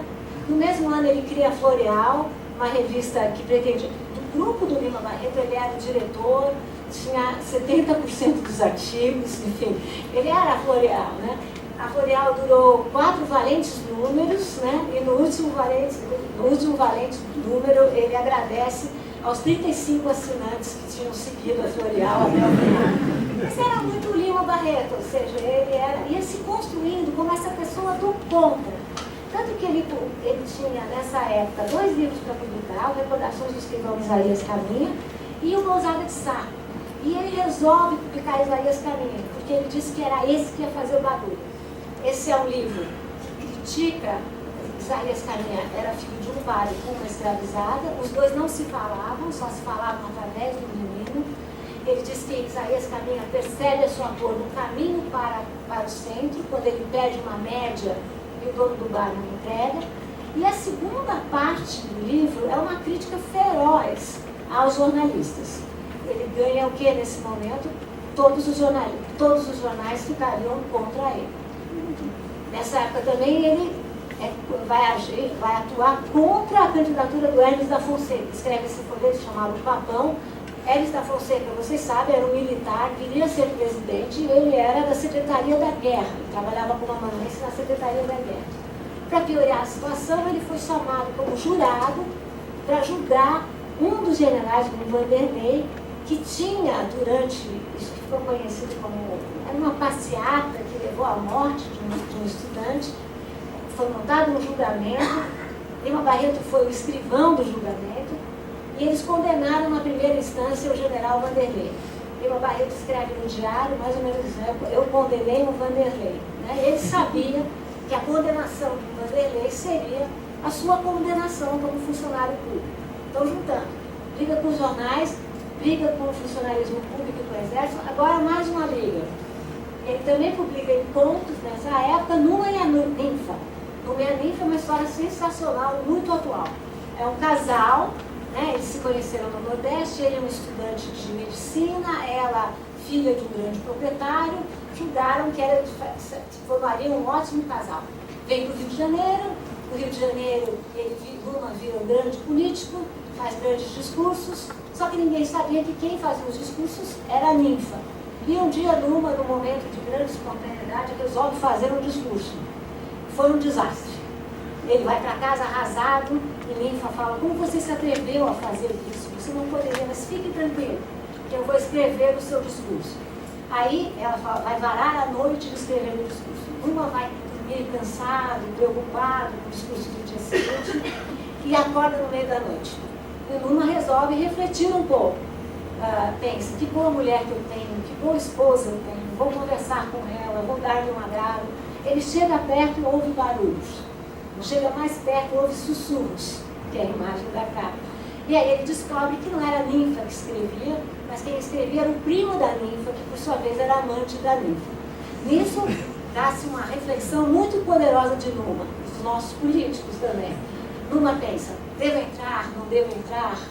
Reflete 5 minutos, 10 minutos, para e chega a uma conclusão. Em nome da nação, eu vou deixar a porta fechada. Vejam que ele tem uma briga com os políticos. E vejam a qualidade de Lima Barreto, né, para pensar nos nossos políticos. Né? Essa é a propaganda do romance. Nessa época ele também escreve Aventuras do Dr. Bogolov, que era um russo, que dizia no Brasil todo estrangeiro vira doutor, e ele vivia na República dos Brusmundangas, ou Brusmundungas, depende, tem duas. E o doutor Bogolov, como todo bom doutor, tinha uma tese. Ele era especializado numa tese muito bem acabada sobre a corrupção que existia nos Brusmundungas. Novamente, vejam a atualidade. Esses são 2 romances que me passou, foi Augusto, capas de 2 romances pornográficos. Nem Augusto nem eu descobrimos o enredo desses romances. Quem descobriu ganha um pirulito dos 2, certo? Depois da publicação, o rapaz localizou o pseudônimo que ele usava. Foi comigo, a gente estava junto. Eu ofereci um pirulito e ele ganhou o pirulito. Isso que o falou, foi impressionante. Ele achou o pseudônimo, mas a gente, como eram folhetos, né? Isso não fica nas bibliotecas, né? Até agora não encontramos.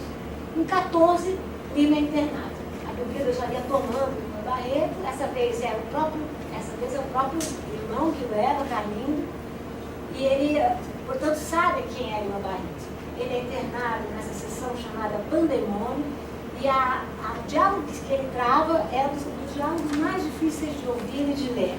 né, porque ele tem um momento em que ele diz: reconheço que tenho antecedentes hereditários. Antecedentes hereditários seriam o quê? Estigmas do darwinismo racial. Quais seriam? Tuberculose da mãe e alienação ou neurastenia, como se falava, do pai. Justamente ele, Lima Barreto, que era um grande crítico do darwinismo racial e que tinha textos do darwinismo racial na sua própria biblioteca ali mesmo. Mas esse é o primeiro momento. Nesse primeiro momento, estamos em 14, o escrivão colocou na anamnese que Lima Barreto era escritor, era funcionário público e, como conclusão, como cor social, ele colocou que Lima Barreto era branco. Eu quero que vocês anotem isso, porque nós vamos ver o que acontece. Lima tinha na sua biblioteca livros como esse, do Lima Rodrigues, um médico da Faculdade de Medicina da Bahia, que nessa época escreveu As Raças Humanas e dizia que as raças eram tão diferentes que nós deveríamos ter dois sistemas penais. Lima Barreto, no seu diário, anotou, no diário que ele ficcionaliza, concordo totalmente com Augusto, e você, falando com os outros internos, e vocês acham que a Constituição é para vocês? Não há dúvida que era o Lima Barreto ficcionalizando o seu contexto e ficcionalizando as suas leituras. Essas são imagens do jornal de Lina Rodrigues, que falam da degenerescência produzida pela mistura de raças, né? Imagens do manicômio. Lima Barreto brinca até mesmo do manicômio, que ele diz que a de melhor no manicômio é a vista. Mas é que ele não se deixa enredar, né? Aqui são colegas de Lima Barreto, ele que chamava de colegas, né? Pessoas internadas na mesma época, no mesmo ano que Lima Barreto, em 1914, todos eles internados por vários motivos, mas todos eles tratados só com o ópio. Nessa época ele já andava escrevendo Triste Fim de Policarpo Quaresma, um livro que tem muitas interpretações, belíssimas interpretações, eu me sirvo de todas elas, e só acrescento uma. Eu acho que é a Cartada Forte de Policarpo, esse era o livro que ele apostou mais pesado, que trouxe mais decepção, quando, enfim, não teve a recepção que ele imaginava. E eu penso que Policarpo Quaresma é o pai de Lima Barreto, né? É João Henriques, porque como João Henriques, também Policarpo se inventava a todo tempo. Eu também achei uma outra evidência empírica, não é importante, mas é engraçado, que quando eu estudei a Ilha do Governador, na época que João Henriques trabalhava lá, eu achei vários anúncios de veneno contra formigas, né? E se vocês lembram bem, um episódio fundamental de Triste Fim de Policarpo Quaresma é quando as formigas invadem o local em que Policarpo armazenava a comida, aí ele fala esses valentes insetos, e destroem, tiram toda a comida de Policarpo, né? Enfim, formigas são uma questão bastante importante, né? Saint-Hilaire dizia muita saúde, pouca saúde, muita saúde e pouca saúde, e os males do Brasil são, né? Essa é uma imagem de Lima na época do lançamento, em que ele já é tratado, e fala, o jornalista diz, fui procurar nos bares, o bar é seu elemento. Então vejam como também contra ele era cada vez mais chamado de um escritor boêmio, um escritor bêbado, um escritor mal acabado, e um escritor negro, né? Cada vez mais. Essa é uma passagem do diário, Policarpo Quaresma, ideia que mata, a decepção, o pessimismo. Essa é uma imagem que ele pediu para um artista da época que ele fizesse o seu ex-libris, né? Bastante, um ex-libris meio egípcio, né? Eu analiso bem o que seria. Nessa época também ele conta detidamente os livros da sua Limana, que foi muito importante, porque os livros da Limana se perderam, né? Viraram pó, só 2 ficaram guardados, o livro da Dona Teresa, da professora, que a Dona Teresa deu a ele, e o livro do pai dele, o livro do manual. Mas ele relaciona todos os livros e inclusive fala em que estantes estavam os livros. Então, foi possível que eu lesse, não os livros do Lima, mas todos os livros que o Lima leu. Dá para ver que ele tem livros dos amigos, que são, sobretudo, a literatura realista francesa e russa. Ele tem livros, compêndios de história do Brasil. Os mesmos livros de Policarpo Quaresma estão na Limana, dispostos no mesmo sentido. E ele tem livros das pessoas, dos inimigos. Ele tem livros, por exemplo, do Haeckel, do Lina Rodrigues, tem livro até do João Batista Lacerda, que foi o delegado do primeiro Congresso Universal das Raças, em que ele participou na delegação brasileira. Então vejam que era uma pessoa que tentava ler um pouco, também nas teorias que ele discordava.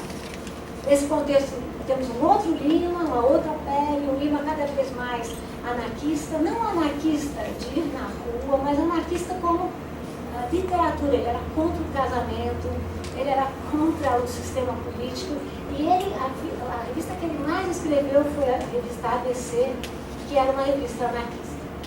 Nesse momento também ele cada vez mais define a sua literatura, como uma literatura militante, ele diz empenhada com os pobres, identificada com a miséria, identificada com a dor dos outros. Também nessa época ele compra a briga para a Academia Brasileira de Letras, mas de forma muito contraditória. Ele tentou 3 vezes entrar, na terceira desistiu. Toda vez que ele não conseguia, cada vez mais ele falava mais mal da Academia Brasileira, chamava de escritores perobas, enfim, dados a dados a sobremesas e a cepipes, enfim, ataca muito o João do Rio por causa da sua opção de gênero, e o seu grande inimigo é Coelho Neto. Porque Coelho Neto era a favor do futebol, vocês veem nessa caricatura, e Lima Barreto criou uma liga contra o futebol. Vocês podem imaginar que ele não teve grande sucesso, nem grande adesão, mas muito. Também ele era contra Coelho Neto por causa do estilo parnasiano. Ele dizia: Coelho Neto fará a proeza de coelinizar o Brasil, que significará distribuir colunas gregas por todos os locais. Enfim, comprou uma briga com os acadêmicos. E esse que vocês estão vendo é quando ele abre mão da terceira vez que ele tenta entrar na academia, e em 18 vai estar Lima de novo internado. Essa vez ele foi internado num camburão. Então ele chegou num camburão, era mais desconhecido, estava mais caído, vocês podem ver na imagem dele. E o que impressiona muito é, que um funcionário que anotou os dados de Lima Barreto disse: conheço o pai do interno, o pai do interno tem neurastenia, portanto ele há de ter neurastenia também. Segundo, como ele é considerado, ele entra como, enfim, por causa da bebida, eram os que ficavam menos, ficavam 3 meses apenas, mas nessa ficha, portanto 4 anos depois, o escrivão escreve que Lima Barreto é pardo.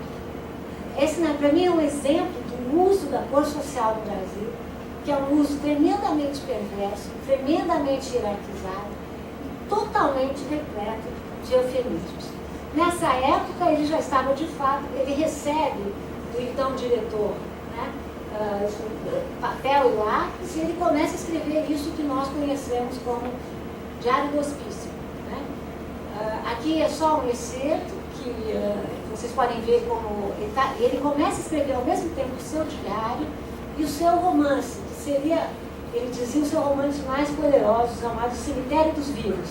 Seria a história de um personagem que, diferente de Lima Barreto, teria se casado, como Lima Barreto era funcionário público, como Lima Barreto bebia muito, teria sido internado.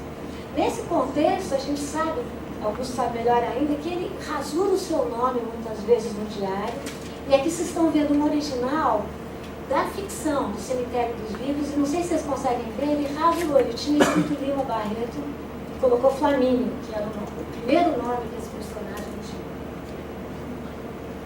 Uma caricatura dele que corresponde muito pouco ao que ele era. Nessa época ele já era visto bem maltrapilho, com 2 sapatos diferentes, um terno muito corrido, né? Vocês vejam que a tentativa de construção é de malandro. Essa época que ele conhece Monteiro Lobato, não vou falar muito, mas Monteiro Lobato sai bem dessa história. Monteiro Lobato, primeiro se oferece a publicar um conto dele, o Moleque, depois é Monteiro Lobato que publica o Gonzaga de Sá, e essa é uma troca de cartas entre eles, em que Lima Barreto escreve assim. Acho que Monteiro Lobato teria dito que não tinha encontrado o endereço de Lima, e Lima fala: eu não sou quilombola, não. Então vejam como ele vai usando esse tipo de metáfora Nessa época, ele também, um médico que ele conheceu no hospital, quando ele quebrou a clavícula, também por bebedeira, tenta tratá-lo em Mirassol, tenta limpá-lo da bebida, como se falava, tudo ia muito bem, até que ele foi convidado para dar uma palestra e ele não gostava de dar palestras, ele foi encontrado na sarjeta, caído, enfim, o seu médico desistiu da sua cura. É um momento muito triste na biografia de Lima Barreto, porque ele escreveu crônicas maravilhosas sobre o caminho dele para Mirassol, né, em que ele falava que ia com uma mala da Leomec, que ele ia no vagão de primeira classe, quando ele só conhecia o vagão de segunda classe, e quando ele fala que encontrou o Monteiro Lobato. Até hoje ninguém, Monteiro Lobato nega, mas Lima diz que encontrou. São desses momentos da pesquisa que a gente diz, até o momento não sabemos. Publica Gonzaga de Sá, ele pretendia muito com Gonzaga de Sá, fica só com uma menção honrosa, escreve o que seria o seu texto de testamento básico, chamado Destino da Literatura, publica, esse era o discurso que ele faria em Mirassol, que nunca fez. Aqui vocês têm uma receita para curar a bebedeira, eu falei com vários médicos que me disseram que curar a bebedeira não curava, mas que matava o cliente, matava. E entramos no ano de 22, para a gente terminar aqui. Ele tem Vale dos Anjos pronto, mas nunca viu publicado. Esse seria o romance mais suburbano, mais forte, de uma menina clara, que é, diz, estuprada, maltratada. Vejam a violência e, ao mesmo tempo, a atualidade de Lima. Esse também é um ano que não aconteceu, porque ele recebe a Claxon das mãos do Sérgio Buarque de Holanda. Na época não era historiador, era um janota. Lima Barreto escrevia em várias revistas do centro. Ele pega a revista assim, acha que Claxon tem som de buzina, como tinha, que buzina lembrava para ele modernidade, que lembrava para ele estrangeirismo, e que, portanto, ele escreve uma resenha que ele, enfim, ao final tenta salvar alguma coisa, mas foi forte demais. E em novembro ele recebe uma resposta dos modernistas paulistanos, muito salto alto, chamando ele de um tal de Lima Barreto. Isso é coisa do futurismo, como tudo. Ele fala que tudo agora é futurismo. Ele dizia que os modernistas paulistanos tinham descoberto o velho Marinette. Ele também vai a última vez ver o centro, a última vez quando se comemorou o centenário da independência. É um Lima mais caído, tem um seguidor leve, mas é um Lima combativo. Ele diz que os brasileiros haviam sido tomados pela patriotada do centenário de 22. A gente encontra essa imagem no arquivo de Lima Barreto. Todo mundo pensava que era a casa do Lima, não era. Era um retrato que ele tinha, como todos, em que ele diz, tem esse retrato só para provocar Copacabana. Lima morre em 22, um dia e meio antes do seu pai. Ele que tinha tanto medo que não ia conseguir pagar as contas para o seu pai, morre lendo a Revue de Demonte. Na minha opinião, nada mais significativo. Ele que viveu sempre entre muitos mundos, que nunca estava em lugar nenhum, né? Morre com a revista sobre os seus olhos. Até hoje, o pai e filho estão enterrados na mesma lápide, eles que tiveram uma relação tão problemática, e na mesma lápide em Botafogo. Até na morte, no cemitério de Botafogo, Lima foi contraditório, porque ele detestava Botafogo. Né? A história de Lima viraria, como eu já contei, a partir de Francisco de Assis Barbosa. Aqui vocês vou contar essa história rápida, esses são os irmãos do Lima. Francisco de Assis Barbosa escreveria a biografia de Lima Barreto. Aí está ele numa caricatura, com uma outra caricatura, é a caricatura da caricatura. Francisco de Assis Barbosa faria um grande sucesso com essa biografia, essa caricatura. Esse é o Francisco de Assis Barbosa. E ele entraria na Academia Brasileira de Letras, né? E essa caricatura de época mostra ele com todos os livros do Lima Barreto. Mais uma contradição dessa história, né? Mais uma prova de como o biógrafo, de alguma maneira, vive os fantasmas do seu próprio biografado. Eu penso que os fantasmas são muito presentes para quem escreve uma biografia. Os fantasmas que você cria com o seu personagem, fantasmas que o seu personagem tinha. Lima também andava nessa época muito cheio de fantasmas e ficcionalizando a sua literatura, como diz Augusto. Eu vou terminar com uma passagem da escritora afro-americana Toni Morrison, que tem um romance maravilhoso chamado Amar, que conta a história de 3 mulheres que viviam sozinhas numa casa, a casa 124. Lendo o livro a gente descobre que uma delas era mãe, a outra era filha e a terceira era um fantasma. Na verdade, era a filha daquela mãe, que a mãe, que era uma ama de leite, não tinha podido amamentar e que, portanto, ela tinha morrido muito jovem. E Toni Morrison escreve no final, não no final, senão eu dei um spoiler, não é? Ela escreve o seguinte: na casa 124 viviam 3 fantasmas. Na casa 124, o único fantasma que era real era aquele que, na verdade, era um fantasma. Muito obrigada.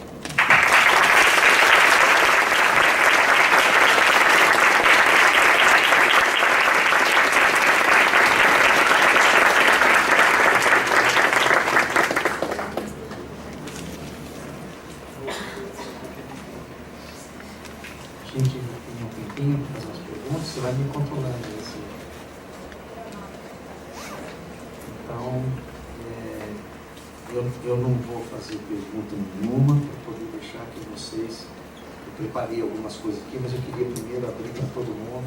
Vocês podem perguntar à vontade. Foi uma explicação bem assim, vasta da vida do Lima Barreto, e é impressionante como fica muita coisa ainda de fora, né? Ela pulou aqui muitas coisas, mas é muito impressionante essa marca da negatividade, do ser do contra, né?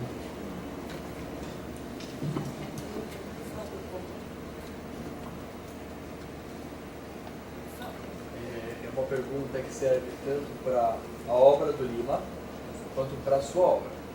O Lima, ele transitava entre jornalismo, comédia, sátira, drama, e você transita entre as áreas acadêmicas. Você acha que a grande resistência ao Lima foi por ele não se dedicar a uma coisa só? E se existe alguma resistência a respeito do seu trabalho? Bom, vamos lá. Eu não posso comparar o Lima, né? Mas acho que vamos falar do Lima um pouco. Eu penso que a grande resistência ao trabalho do Lima foi resultado de uma série de elementos. O primeiro elemento é essa atitude do contra, ou seja, que era uma forma, ele dizia isso, ele queria entrar na República das Letras pelo contra. Mas, enfim, ele foi angariando inimigos, né? No jornalismo, na literatura. Né? Coelho Neto fez a nota fúnebre de Lima Barreto. É uma coisa que, coitado do Lima Barreto, porque ele não tenha nenhuma possibilidade de, enfim, que nenhum espírito tenha baixado, nenhum fantasma tenha baixado. Porque ele usou de uma metáfora academicista para falar da bebida do Lima Barreto. Então, de um lado, é essa atitude do contra. De outro lado, eu penso que é a régua dos modernistas mesmo.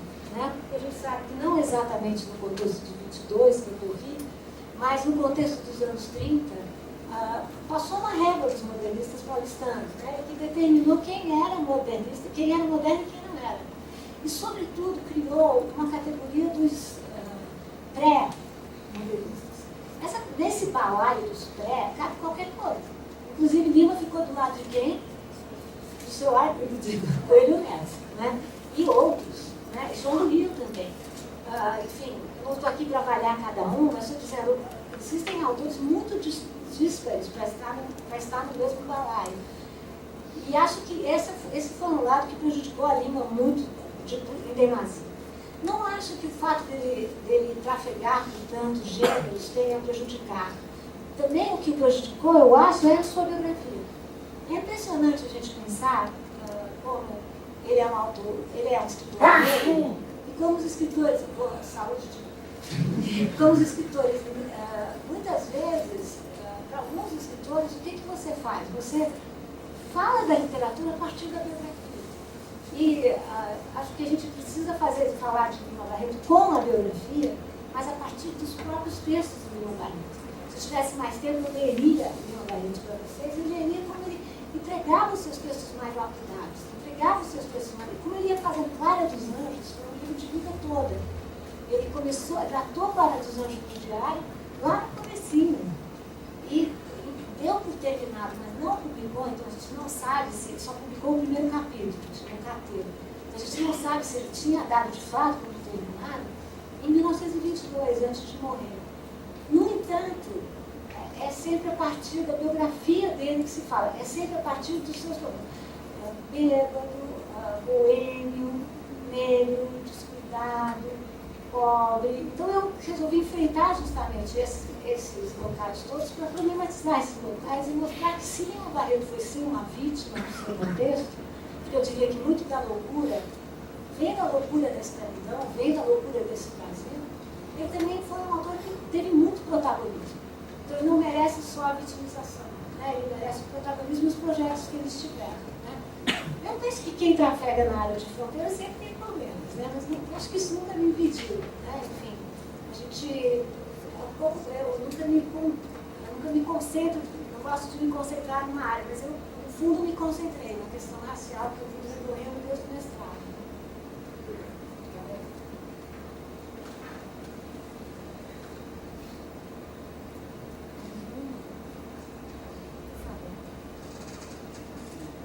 Interessante quando você fala na biografia, não necessariamente se fazem descobertas. Né? Apesar disso, eu imagino que você descobertas bastante coisa, dentro desse contexto dessa base que você coloca. E aí, pensando no Lima Barreto, na pergunta que concluiu o seu trabalho, que é a questão racial,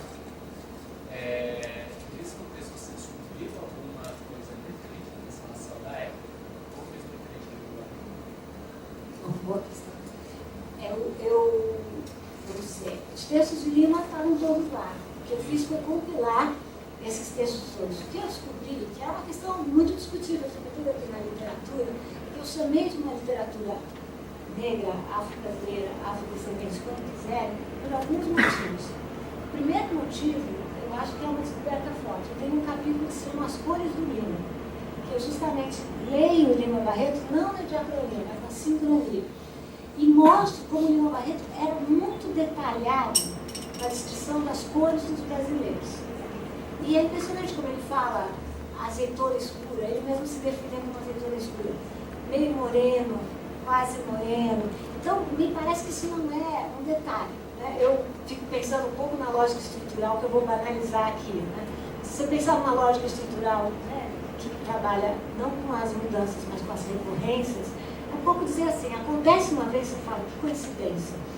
Acontece duas, você fala, quanta coincidência. Acontece três, você fala, que coincidência. Então, o fato de Lima Barreto escrever tão detidamente, se você pegar, por exemplo, o trecho em que ele descreve o pai e a mãe de Isaías Carinho, ou pegue o trecho que ele descreve o pai e a mãe de Clara dos Anjos e Clara dos Anjos, é um tratado sobre cor social no Brasil. Impressionante. Quer dizer, então, como ele faz isso nas suas crônicas, né, nos seus contos, aí tem... Segunda questão, eu acho que essa foi uma descoberta, mas é um acento importante. Eu acho que outra questão que não é uma descoberta, mas que é um acento importante no livro, é a questão dos subúrbios e dessa literatura em trânsito. As pessoas falavam muito de um Lima Barreto do centro, como se chamava, a capital eles chamavam de Goa Centro. Né? Eu não nego, né? Mas eu penso que eu me localizo menos nessa figura romântica do flaneur, que vaga pelo centro. Eu acho que ele ia de bar em bar. Eu fazendo um mapa dos bares que ele descreve, ele ia de um bar a outro. Então eu fico me perguntando se essa figura benjaminiana, tão interessante do flaneur, dá certo para uma pessoa que trabalha, entra, pega no batente cedo, sai e vai beber da sua dor, vai beber do seu isolamento, vai beber da sua solidão. Né? Ou então, quando ele não estava de bar em bar, ele estava de redação em redação. Porque, por exemplo, no ano que ele morre, ele tinha 4 artigos na gaveta, que ele ia e oferecia, ou pedia para os seus amigos oferecerem. Então, também eu penso que eu falei mais no Lima dos subúrbios, da ambivalência dos subúrbios. Ao mesmo tempo que ele cobra que o futebol está estragando a vida dos subúrbios, que não tem, não tem mais o chorinho, que os bailes agora são outra coisa, ele eu penso que os melhores textos literários do Lima são quando ele descreve os clubes. Quando ele descreve o Arrelia, que é o maquinista dos subúrbios.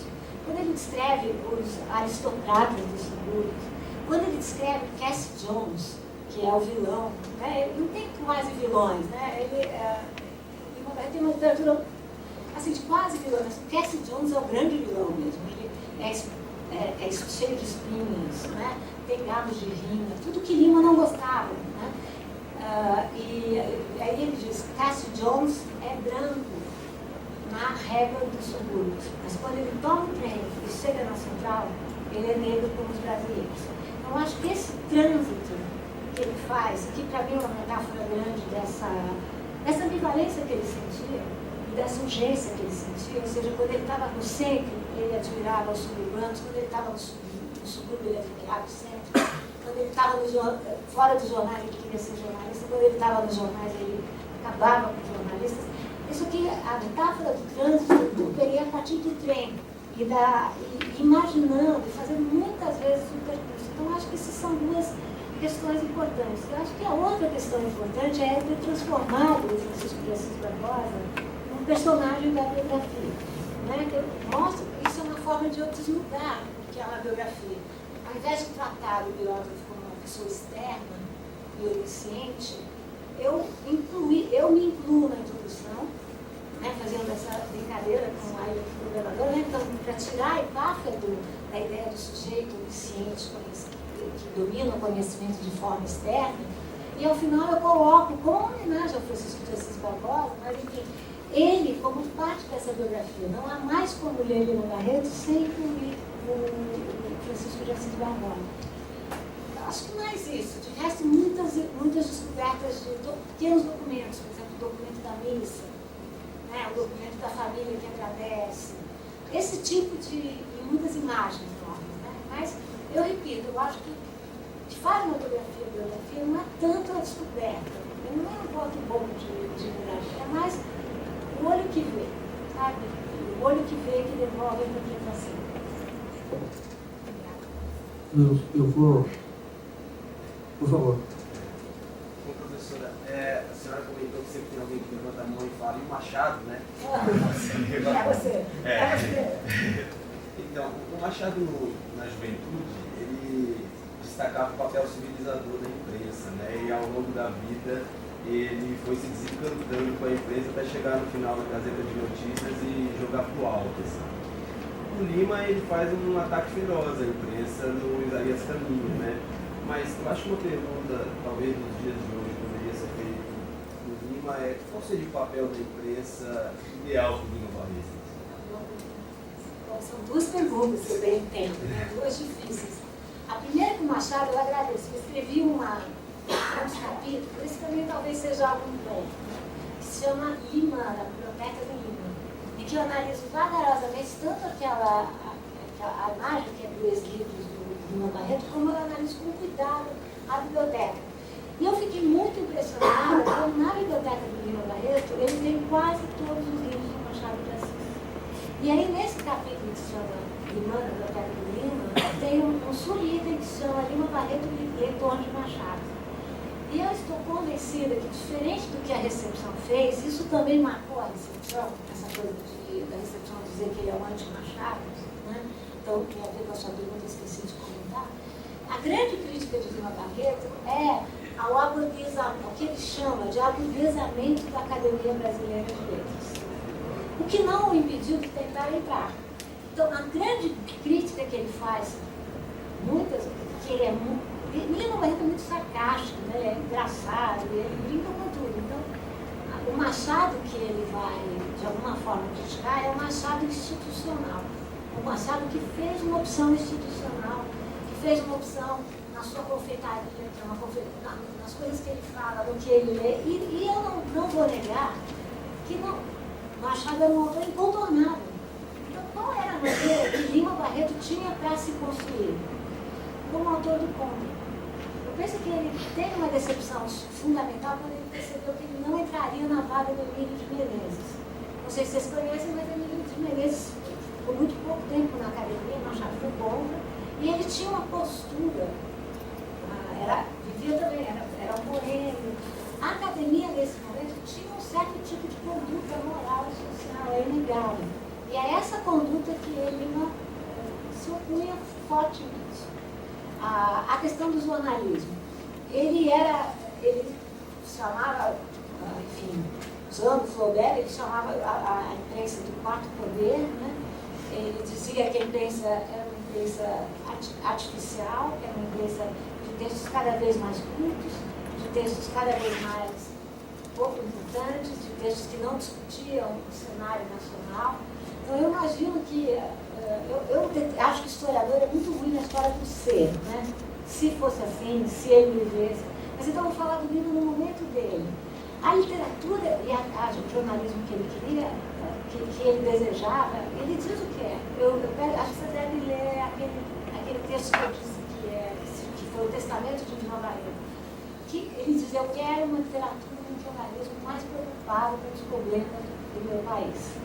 A gente tem que dizer que todo projeto literário tem que ser assim? Não. Mas esse era o projeto do Lima. Mas, na época, a literatura de Lima Barreto foi condenada por ser muito autobiográfica. Vocês sabem muito bem que a autobiografia faz grande sucesso, não só no Brasil, como na Austrália, por exemplo. É toda uma biografia, é uma literatura de si, né? Era um pouco isso que ele queria. Enfim, muito isso. Eu vou ler um texto para você ver como é atual. Prometo que é curto. É um texto que ele publica em 1920. Não, 19. A República do Brasil é o regime da corrupção. Todas as opiniões devem, por essa ou aquela paga, ser estabelecidas pelos poderosos do dia. Ninguém admite que se divirja deles, e para que não haja divergência, hoje a atualidade, há a verba secreta, os reservados desse ou daquele ministério, e os empreguinhos que os medíocres não sabem conquistar por si só e por independência. Por um trecho de... Continuo com ele. Ninguém quer discutir, ninguém quer agitar ideias, ninguém quer dar a emoção.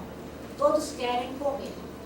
Comem os juristas, comem os filósofos, comem os médicos, comem os romancistas, comem os políticos, comem os engenheiros, comem os jornalistas. O Brasil é uma vasta comilança. Gente, eu vou ter que fazer o trabalho desagradável de dizer que a gente não tem mais tempo para perguntas. Eu mesmo tinha umas 4, 5 perguntas, mas a gente tem que continuar nas próximas mesas. Eu vou agradecer imensamente mais uma vez. Muito obrigado.